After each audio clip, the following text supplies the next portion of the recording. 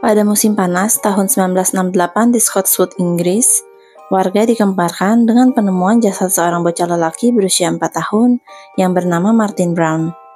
Anak itu ditemukan tewas di dalam sebuah rumah kosong yang sudah terbengkalai pada tanggal 25 Mei. Ketika ditemukan, kondisi Martin dalam keadaan mulutnya berbusa dan mengeluarkan darah. Pekerja lokal sempat melakukan CPR pada Martin. Ketika itu, ada 2 anak perempuan yang menyaksikan dan segera diusir dari TKP. Anak itu bernama Mary yang berusia 11 tahun dan Norma yang berusia 13 tahun. Keduanya pun segera berlari ke rumah bibi Martin dan memberitahu kalau Martin sepertinya telah tewas. Keesokan harinya pada tanggal 26 Mei, petugas koroner yang memeriksa jasad Martin tidak dapat menemukan penyebab kematiannya. Sedangkan tidak ditemukan tindak kekerasan pada jasadnya, sehingga kematian Martin dianggap sebagai kecelakaan tragis. Di hari yang sama terjadi pembobolan pada sebuah rumah penitipan anak. Barang-barang berserakan dan dicoret-coret. Ketika polisi memeriksa rumah penitipan itu, ditemukan 4 catatan yang ditulis dengan bahasa yang berantakan. Isi catatan itu menyebut kalau Martin telah tewas dibunuh oleh si pelaku pembobolan. Polisi hanya menganggap kalau itu ulah iseng dari anak-anak yang tinggal di daerah tersebut. Pada tanggal 29 April ketika Martin akan dikuburkan, Mary mengetuk pintu rumah Martin dan berbicara pada ibu Martin. Mary mengatakan kalau dirinya ingin melihat Martin. Ibu Martin berkata kalau Martin telah meninggal. Lalu dengan menahan tawa, Mary berkata kalau dia tahu hal itu dan ingin melihat peti matinya. Ibu Martin yang mendengarnya hanya bisa terdiam dan membanting pintunya dengan marah. Mary pun pergi dari rumah Martin sambil tertawa geli. Setelah lebih dari 1 bulan berlalu dari kematian Martin, tepatnya pada tanggal 31 Juli 1968, warga Scotswood kembali digemparkan atas kasus menghilangnya seorang bocah lelaki. Kali ini korbannya bernama Brian Howe yang berusia 4 tahun. Brian terakhir kali terlihat bermain bersama saudaranya, anjingnya, dan 2 orang anak tetangga yang tak lain adalah Mary dan Norma. Pencarian Brian dilakukan oleh para tetangganya, hingga pada pukul 11 malam ketika jasad Brian ditemukan di antara 2 balok semen di dekat rel kereta. Pelakunya berusaha menutupi jasad Brian dengan menggunakan rerumputan. Pada jasad Brian ditemukan luka memar dan cakar pada lehernya. Bibirnya membiru sebagai tanda kekurangan oksigen, dan terdapat sebuah gunting yang rusak di dekat kakinya. Ditemukan juga banyak serat berwarna abu-abu dan merah marun pada baju dan sepatu Brian. Selain itu, terdapat banyak bekas pukul pada pahanya, sejumput rambut yang hilang tercabut dari kepalanya, dan sebagian kemaluannya dalam kondisi Ketika diotopsi, penyebab kematian Brian merupakan karena si pelaku mencabut Brian dengan 1 tangan dan menutup hidungnya dengan tangan yang lain. Lalu beberapa hari kemudian, semakin terlihat jelas tanda huruf M pada perut Brian yang digores menggunakan silet. Karena bekas pukul berasal dari tenaga yang kecil, maka dapat disimpulkan kalau pelakunya merupakan anak-anak.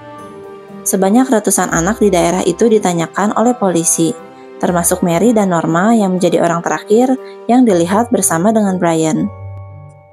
Pada saat itu, Norma terlihat sangat bersemangat, hingga melebihi sikap wajar anak-anak. Sedangkan, Mary terlihat berhati-hati dan enggan berbicara. Dari pengakuan keduanya, mereka mengakui kalau sempat bermain dengan Brian pada siang itu. Tapi, mereka tidak kembali bermain dengan Brian setelah selesai makan siang. Keesokan harinya ketika keduanya kembali diinterogasi, Mary mengatakan kalau dia sempat melihat Brian pada sore itu. Menurut ceritanya, Brian sedang bersama dengan seorang anak lelaki berusia 8 tahun, lalu dia melihat kalau si anak tersebut membawa guntingnya rusak dan sempat Brian. Cerita Mary semakin meyakinkan detektif kalau dialah pelaku dari pembunuhan itu, sebab tidak ada yang mengetahui tentang gunting rusak yang ditemukan di TKP selain polisi dan pelakunya. Anak lelaki yang disebut Mary pun ditanyakan keberadaannya pada hari kematian Brian, dan ternyata anak itu sedang berada di bandara bersama dengan kedua orang tuanya. Bahkan, banyak saksi yang menguatkan alibinya, sehingga jelas sudah kalau Mary telah berbohong. Pada tanggal 4 Agustus, orang tua Norma tiba-tiba menelepon polisi. Mereka mengatakan kalau Norma ingin menceritakan sesuatu pada detektif. Detektif yang menangani kasus Brian pun datang dan mendengarkan cerita Norma. Pada saat itulah, Norma mengakui kalau dia mengetahui siapa pembunuh Brian. Orang itu tak lain adalah Mary, yang pada saat itu mengajak Brian dan Norma ke dekat rel kereta. Lalu dia memerintahkan Brian untuk mendongak ke atas. Pada saat itulah, Mary mendorong Brian ke rerumputan dan mencibirnya. Lalu, Mary berkata pada Norma kalau tangannya mulai kaku dan meminta Norma untuk mengambil alih tindakan gilanya. Norma yang ketakutan segera berlari meninggalkan Mary dan Brian. Setelah Brian tewas, Mary mengajak Norma untuk melihat jasadnya.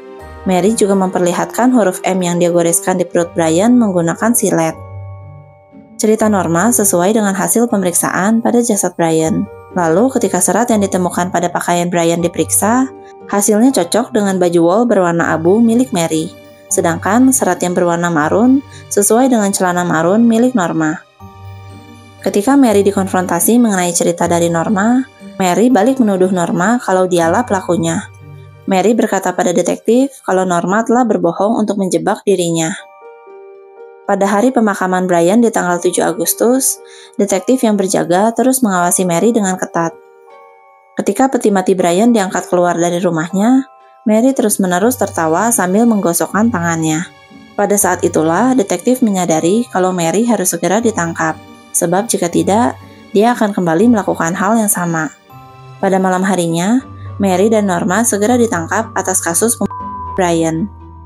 Norma menangis histeris dan terus-menerus menyalahkan Mary, sedangkan Mary dengan tenang berkata kalau penangkapan itu bukan masalah baginya. Setelah ditangkap, kedua anak itu menjalani evaluasi psikologi.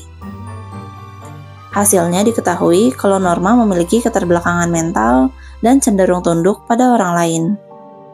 Sedangkan dari hasil pemeriksaan Mary terungkap kalau dirinya cerdas, manipulatif, pembohong, suka menindas, kasar, dan memiliki kelainan jiwa psikopat. Mary adalah anak yang tidak diinginkan dari seorang wanita yang bekerja sebagai prostitusi. Tidak jelas siapa ayah biologisnya. Alhasil, Mary kerap kali mendapatkan siksaan sejak masih bayi. Ibunya bahkan dengan tega menjual dirinya, sampai bibinya harus pergi ke kota lain untuk kembali mengambil Mary. Di usia balita, Mary kerap dijadikan alat bermain bagi klien ibunya.